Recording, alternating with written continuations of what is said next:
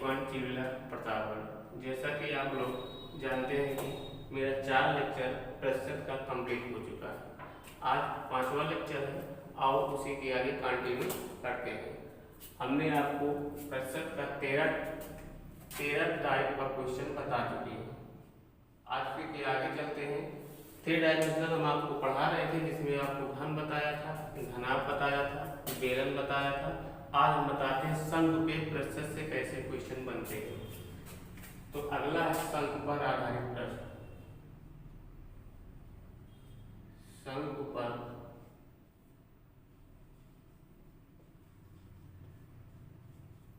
आधारित प्रश्न। अब शंकु क्या होता है? मेंसुरेशन में शंकु आप लोगों को बताया गया होगा। शंकु एक जोकर की टोपी के आकार की आकृति होती है। इस शंकु की आकृति होती है। अगर हम शंकु की ऊंचाई को L मान लें, शंकु की त्रिज्या को R मान लें, आपका O हो गया, A हो गया, A पॉइंट आपका B। शंकु की तिरछी ऊंचाई AL होती है। बस प्रतिशत में हमें सिर्फ अभी शंकु के आयतन से मतलब है, और शंकु से जितने टाइप के क्वेश्चन बनते हैं ये सब मेंसुरेशन जब हम आप पढ़ेंगे तब वहाँ डिटेल से पढ़ेंगे। ऐसे शंकु का आयतन होता है, शंकु का आयतन बराबर होता है 1/3 पाई r²h। हमने आपको प्रतिशत में बताया था कांस्टेंट वैल्यू को छोड़ दिया जाता है, उसी वैल्यू को लिया जाता है जो वेरिएबल होते हैं, जैसे चर होते हैं जो बदलते रहते हैं, और कांस्टेंट वैल्यू नहीं बदलते हैं, इसलिए प्रतिशत में इसको छोड़ देते हैं। यहाँ से शंकु का आयतन निकला B बराबर r²h। अब देखो इस पे कैसे कैसे क्वेश्चन बनेंगे। अगर हम आपसे कहें पहला क्वेश्चन, किसी शंकु की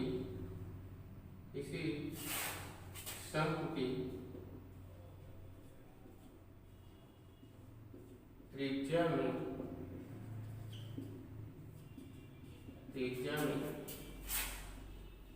10% की वृद्धि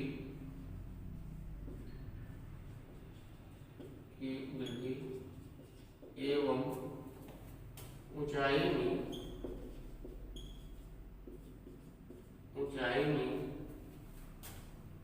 20% की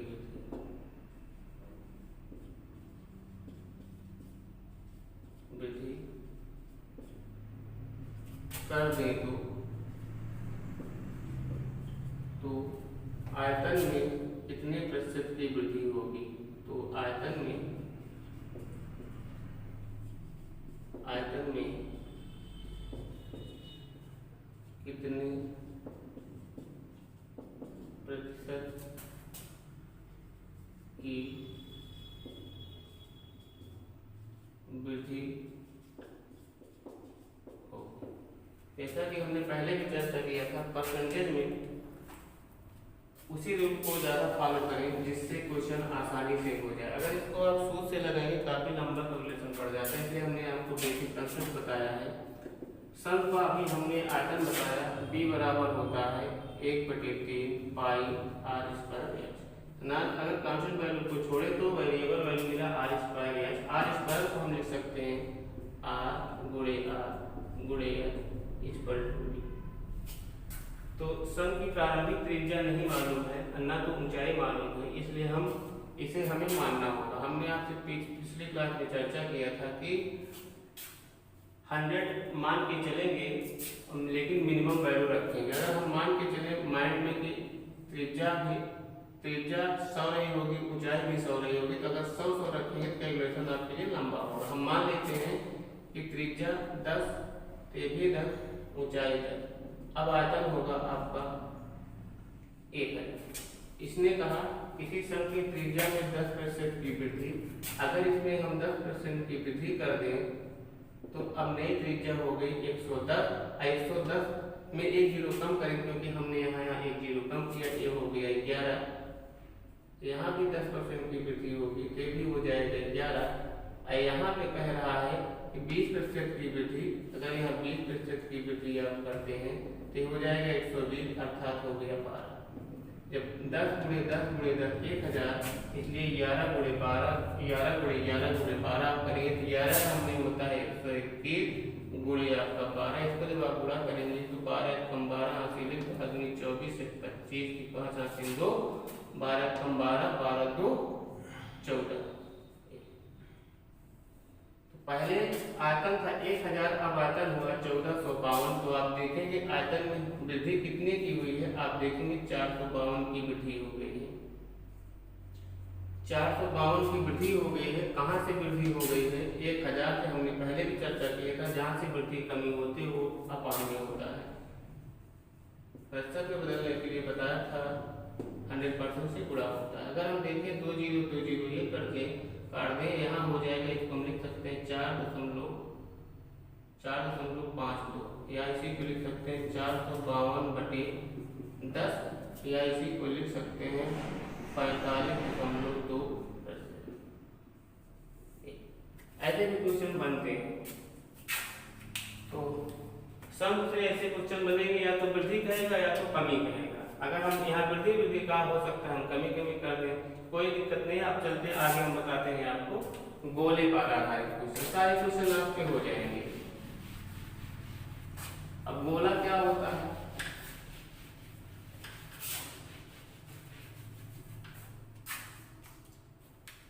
गोले पर आधारित प्रश्न, गोले पर आधारित प्रश्न। गोला क्या होता है?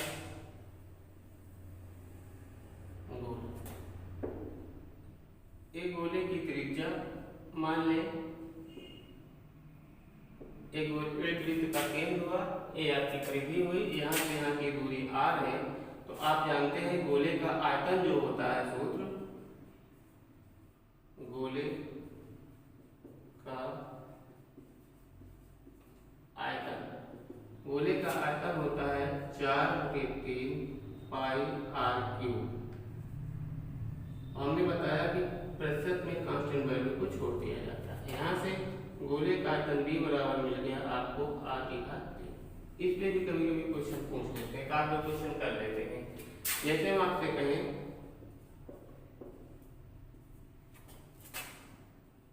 किसी गोले की त्रिज्या में 10% की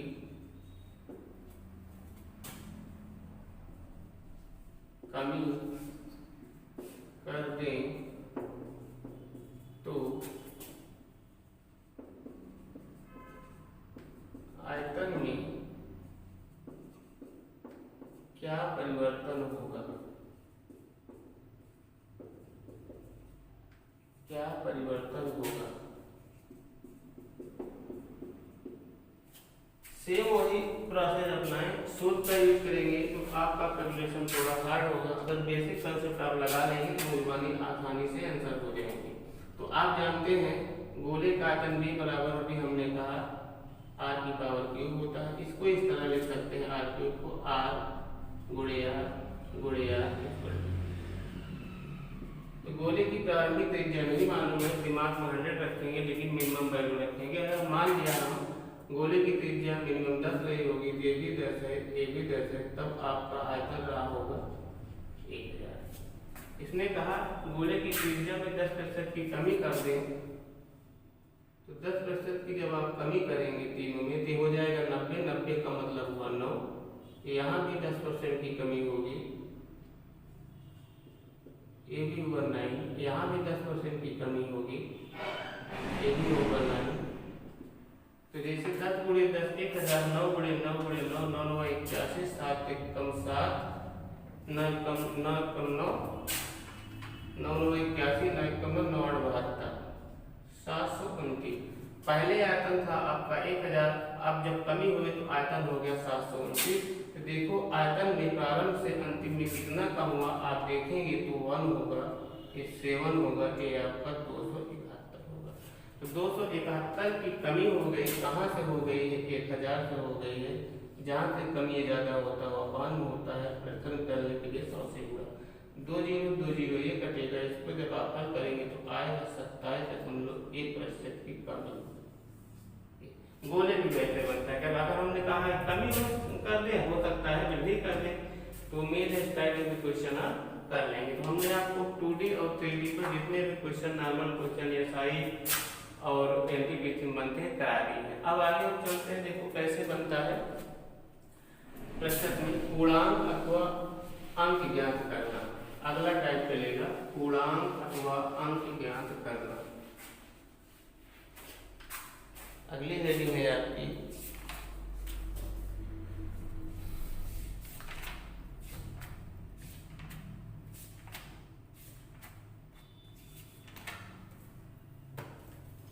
अगला हम पढ़ेंगे क्वेश्चन जो बन रहा है पूर्णांक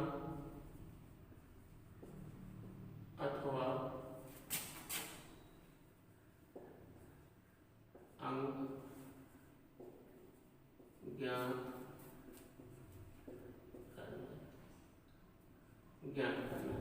इस पे भी 3-4 टाइप के क्वेश्चन बनते हैं। जैसे पहला टाइप अगर हम देखें, ये कहता है किसी परीक्षा में किसी विद्यार्थी को पूर्णांक का इतना प्रतिशत अंक मिला और वह उत्तीर्णांक से कितना अंक अधिक पा गया या कम पा गया। उसी परीक्षा में दूसरे विद्यार्थी को पूर्णांक का कितना प्रतिशत मिला और यह कितना अंकों से अधिक या कम पा गया, तो बताओ परीक्षा का पूर्णांक क्या था। जैसे हम आपको एक क्वेश्चन ने एक परीक्षा में किसी परीक्षा में एक विद्यार्थी को एक विद्यार्थी को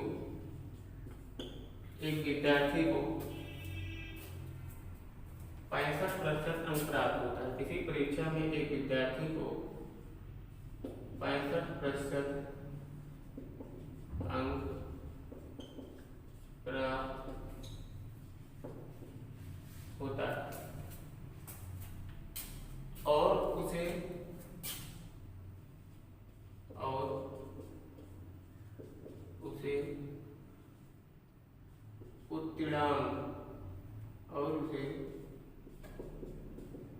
उत्तीर्णांक से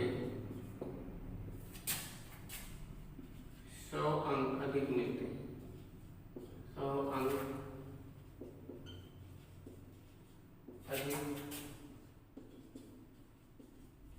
मिलते हैं एवं उसी परीक्षा में उसी परीक्षा में एक विद्यार्थी को या दूसरे विद्यार्थी को दूसरे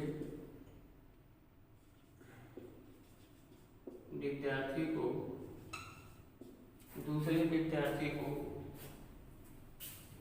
35% अंक मिलता है। दूसरे विद्यार्थी को 35% अंक मिलता है और वह 20 अंकों से फेल हो जाता है और वह 20 अंकों से फेल हो जाता है। तो परीक्षा का पूर्णांक बताओ। तो परीक्षा का पूर्णांक बताओ। कभी कभी ऐसे भी क्वेश्चन पूछ लेता है। इसने कहा किसी परीक्षा में एक विद्यार्थी को 65% अंक प्राप्त होता है और उसे उत्तीर्णांक से 100 अंक अधिक मिलते हैं एवं उसी परीक्षा में दूसरे विद्यार्थी को 35% अंक मिलता है और वह 20 अंकों से फेल हो जाता है। तो परीक्षा का पूर्णांक बताओ। अगर थोड़ा सा माइंड मेकअप करें, पहले विद्यार्थी ने पूर्णांक का 65% अंक पाया और 100 अंक अधिक पा गया, 5 से 100 अंक अधिक पा गया, 100 अंक इससे इसे इसमें इसके पूर्णांक में से कम कर दिया तब भी वो लड़का पास हो जाएगा। अगर उसी परीक्षा में दूसरे विद्यार्थी ने 35% अंक पाया और 20 अंकों से फेल हो रहा है, अगर उसे 20 अंक दे दिए जाए तो वो भी पास हो जाए। कहने का मतलब पहला व्यक्ति और दूसरा व्यक्ति दोनों इक्वल हो जाएंगे। अगर इसको हम देखें, जैसे किताबों में लिखा है, सवाल हल किया, जैसे हमने कहा, हमने माना पूर्णांक चाहे x माने या हम यह मान लेते हैं कि यम पर मान लेते हैं परीक्षा का पूर्णांक यम था। जो विद्यार्थी पाया है 65% वो पूर्णांक का ही पाया होगा। इसका मतलब ये हुआ पहले विद्यार्थी ने 65% ऑफ यम पूर्णांक का 65% प्राप्त करके वह उत्तीर्णांक से भी 100 अंक अधिक मिल जाता उसे मिलता है। अगर 100 अंक इसका कम कर दिया जाए तब भी ये पास होगा।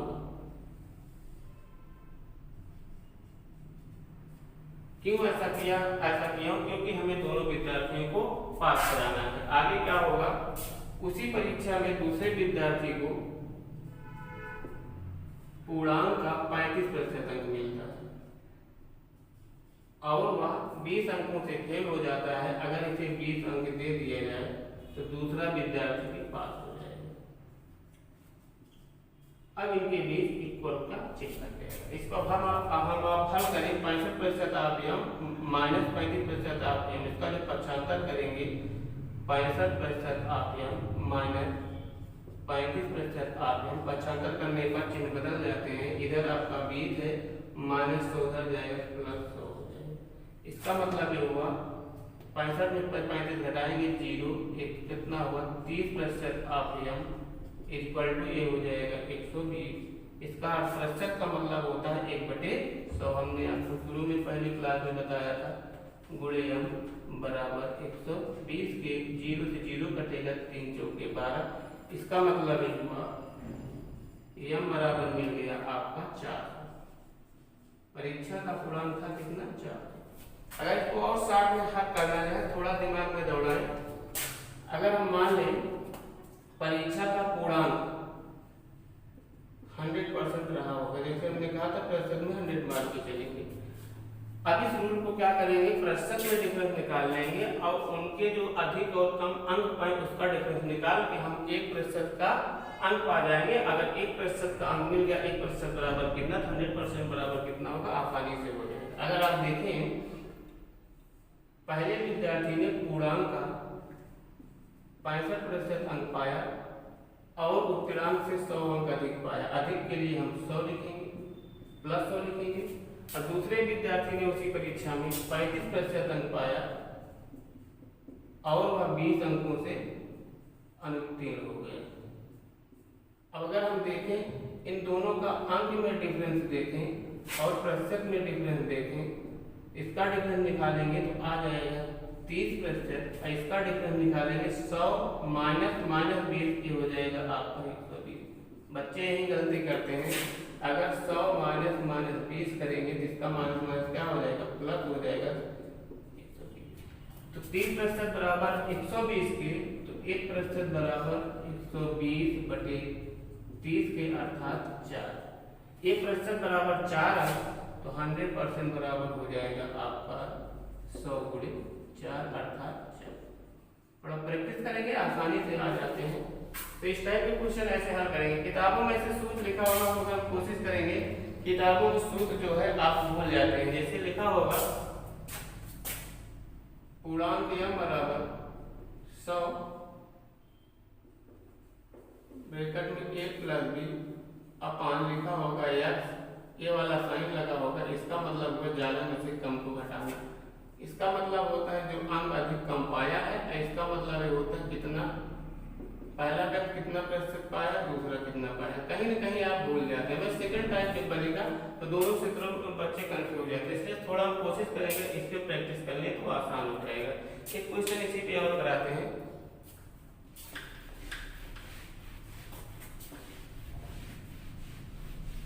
जैसे हम आपसे कहें किसी परीक्षा में एक विद्यार्थी को 55% अंक प्राप्त होता है, 55% अंक प्राप्त होता है और उसे उत्तीर्णांक से 60 अंक अधिक मिलते हैं। और उसे उत्तीर्णांक से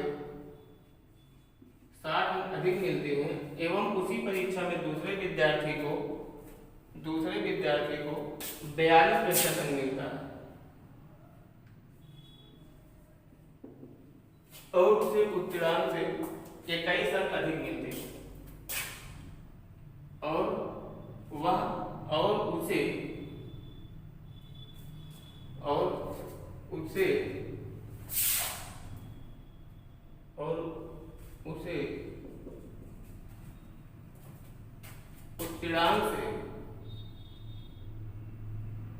और उसे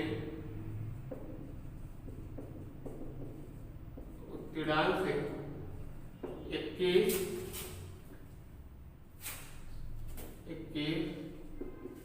अंक अधिक मिलते हैं। तो कह रहा है किसी परीक्षा में एक विद्यार्थी को 55% अंक प्राप्त होता है और उसे उत्तीर्णांक से 60 अंक अधिक मिलते हैं एवं उसी परीक्षा में दूसरे विद्यार्थी को 42% अंक मिलता है और उसे उत्तीर्णांक से 21 अंक अधिक मिलते हैं, तो परीक्षा का पूर्णांक बताओ। सेम वही प्रोसेस अब हम क्या करेंगे, हमने मान लिया परीक्षा का पूर्णांक 100% रहा होगा। पहले विद्यार्थी ने पूर्णांक का 55% अंक पाया और वह उत्तीर्णांक से 60 अंक अधिक पा गया। दूसरे विद्यार्थी ने उसी परीक्षा में 42% अंक प्राप्त किया और वह उत्तीर्णांक से 21 अंक अधिक पा गया। अब आप देखेंगे प्रतिशत में डिफरेंस और अंक में डिफरेंस निकाल ले तो आपको 1% बराबर कितना अंक होता है मिल जाएगा। अगर हम देखें ना डिफरेंस तो हो जाएगा आपका 13%, इधर आप जब देखेंगे डिफरेंस तो हो जाएगा आपका 39 अंक।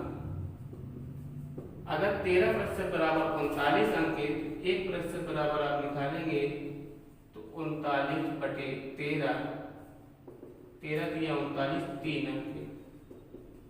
अगर 1% बराबर 3 अंक तो 100% बराबर हो जाएगा 100 × 3 अर्थात 300 अंक। पूर्णांक था 300 अंक का, पूर्णांक आपका हुआ 300 अंक का।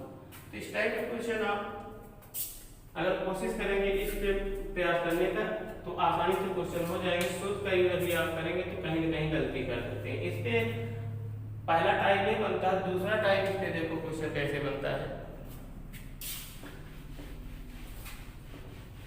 बहुत आसान होता है, बस सवाल ये है कि आप कितना प्रैक्टिस कर रहे हैं। मैं प्रैक्टिस तो अगला पूर्णांक अथवा अंक पर आधारित क्वेश्चन कैसे बनता है। जैसे एक परीक्षा में उत्तीर्ण होने के लिए 36% अंकों की जरूरत थी और वह विद्यार्थी 140 अंक प्राप्त करता है, फिर भी वह 40 अंकों से फेल हो जाता है, तो परीक्षा का पूर्णांक बताओ। अगर विद्यार्थी 140 अंक प्राप्त करता है, अब 40 अंक और पा गया होता तो विद्यार्थी पास हो जाता। तो हम देखें कि मान लें परीक्षा का पूर्णांक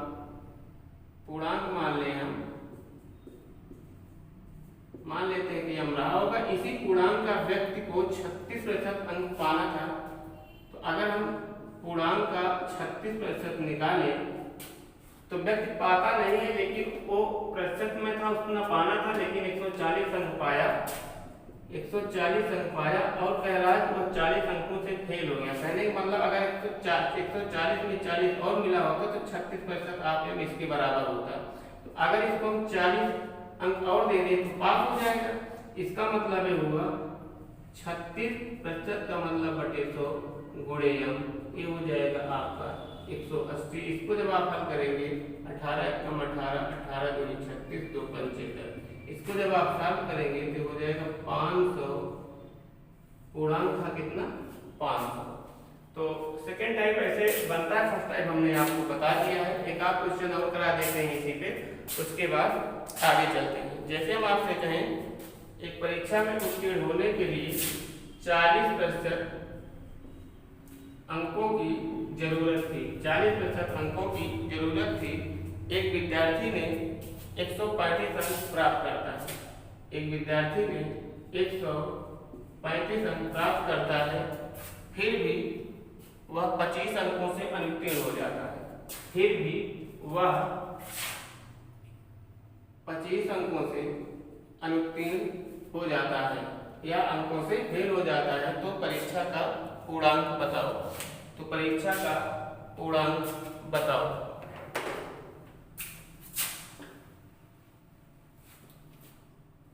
अगर हम देखें इसको, मान लें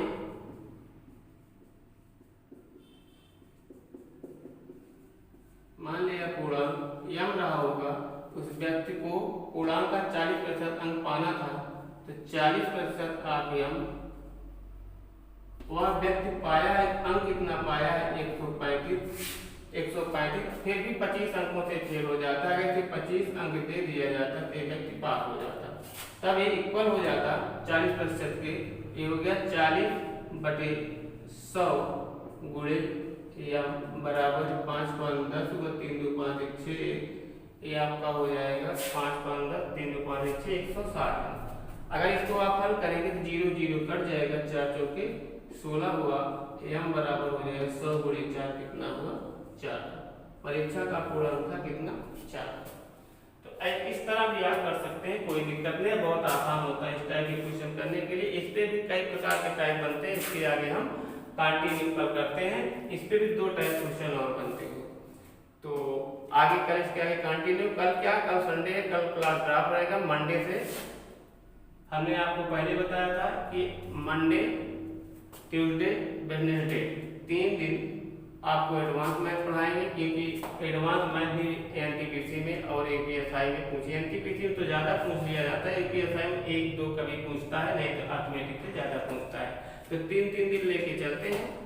और अगर आपको ये वीडियो आपको पसंद आता है तो लाइक करें, शेयर करें और सब्सक्राइब आप जरूर किया करें। आप लोग जो है सब्सक्राइब नहीं करते हैं, तो उम्मीद है आपको ये पसंद आया होगा। इसके आगे मंडे को हम आपसे मिलते हैं। Thank you.